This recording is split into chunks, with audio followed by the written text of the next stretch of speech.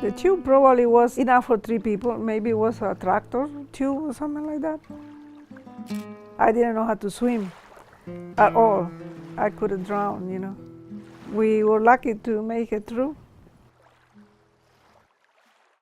I was young and unafraid.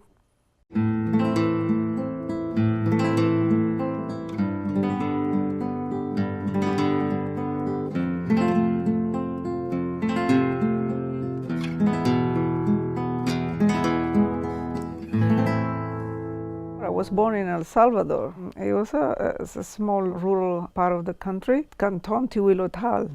I have 10 brothers and sisters, and I'm the oldest one. We had one big room. We all slept in it, my mother included, all the children's. And we had no electricity or any luxuries like that, but we did not miss any of that, you know. I consider myself having had a happy childhood, which I wouldn't change for anything.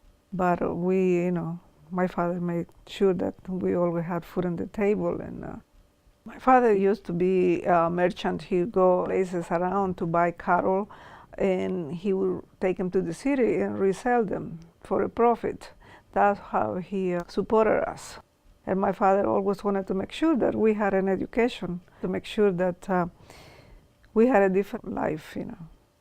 When I turned 14, my father bought a house in San Miguel, and my brother Juan came to live with me, so he and I lived together in that house, just the two of us.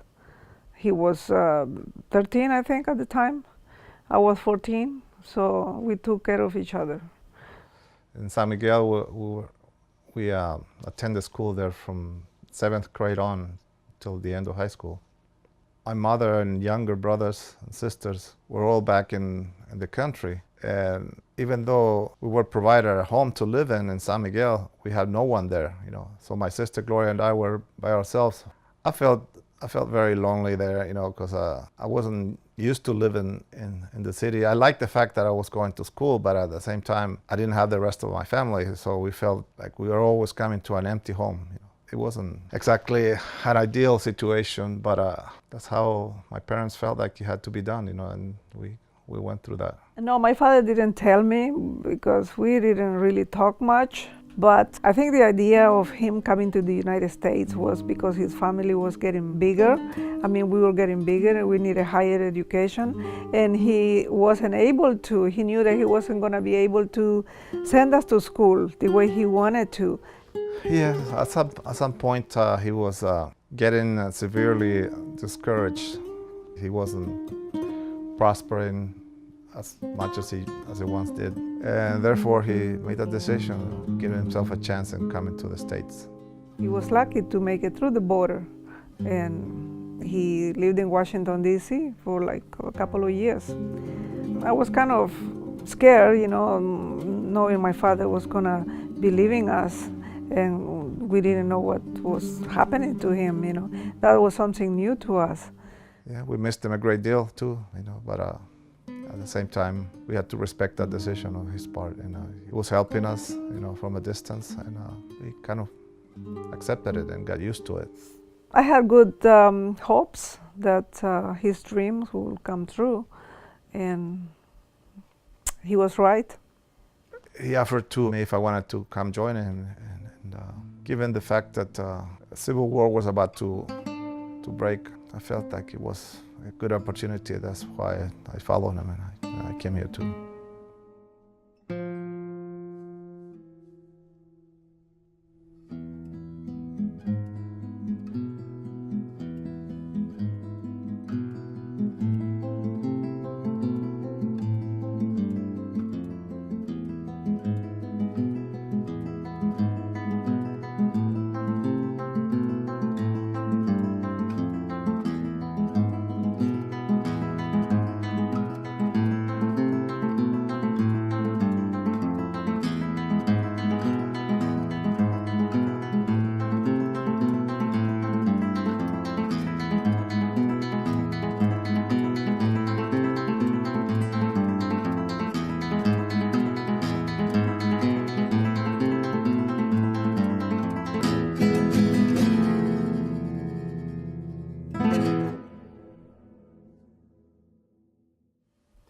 about your mother about this?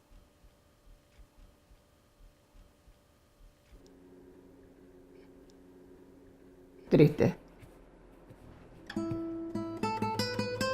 Cuando vino el problema tuvimos dejar todo, entonces porque nos venimos a San Miguel, a vivir a San Miguel.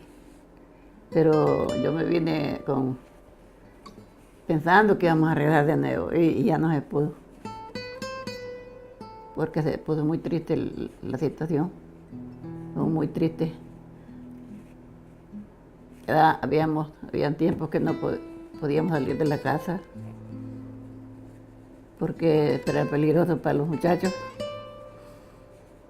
Yo adoraba mi casita, donde habían nacido mis niños. No pensé porque yo no quería venir para acá.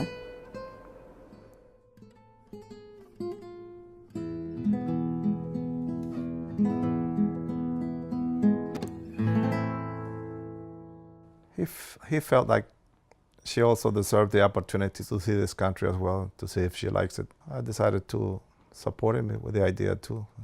If she likes it, who knows? The rest of the family might like it too. So I was glad she came. It was like slowly bringing the family back together. We left in the morning. We took a bus from San Miguel to Guatemala, crossed the border in Guatemala to Mexico. In Mexico, we crossed the border through Mexico, took a train to Reynosa. Then we crossed the Rio Bravo, I believe is the name. But you start in one end, you ended up in the other side really far down because the current will take you there. And I was not afraid, but we made it to the other side and somebody was waiting for us on the other side. And then we walked like maybe an hour through some cornfields. We got into this, it was 18-wheeler, and we got the cabin. We came through Houston. I stayed there for about a week with some family of the person that was coming with me. And then my father sent me a plane ticket to Washington, to the national airport. That's what I got. He more or less knew what time I was coming. So he was waiting for me outside the building in Irving and 16th Street. He might have stayed there all morning, anxious waiting for me to come. He was renting a room in this apartment, so my father, my brother and I slept in this little room. I had to sleep with my brother Juan in the same bed for a while, and my father slept in another little bed, very, very tiny room. I worked as a salad person at a Holiday Inn in Bethesda, Maryland. And my father worked there too, washing dishes, so did my brother Juan, doing the same thing, washing dishes. Unfortunately, my father and my brother got caught by immigration and they were deported back to El Salvador, and I was left here all alone. I was kind of lost all by myself here. So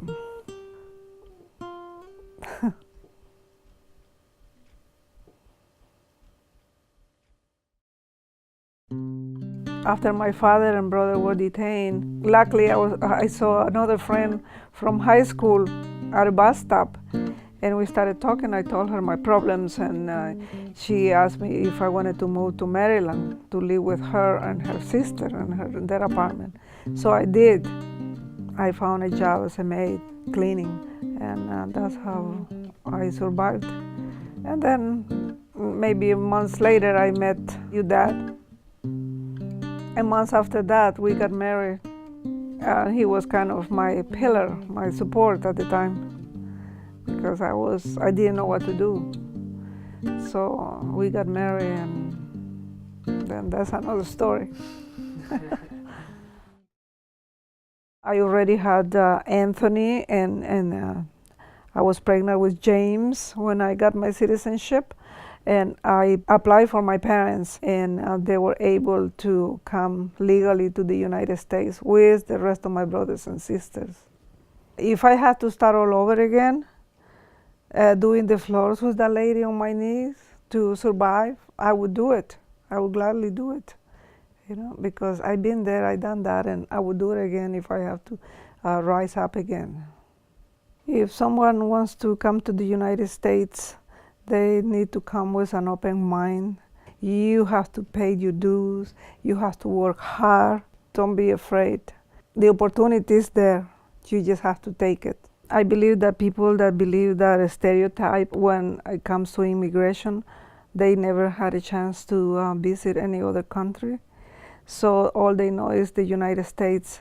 And we don't come to the United States to steal jobs from you.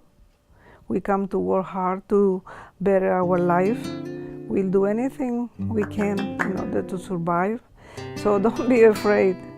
We are here to stay. We're not going anywhere. Just get to know us, talk to us, see where we come from, and I know you'll change your mind. Vamos a escaparnos juntos, nadie nos encontrará. Cogemos el cochecito y a dónde iremos a parar. Que te quiero yo, déjamelo yo, que te quiero niña, ay de corazón.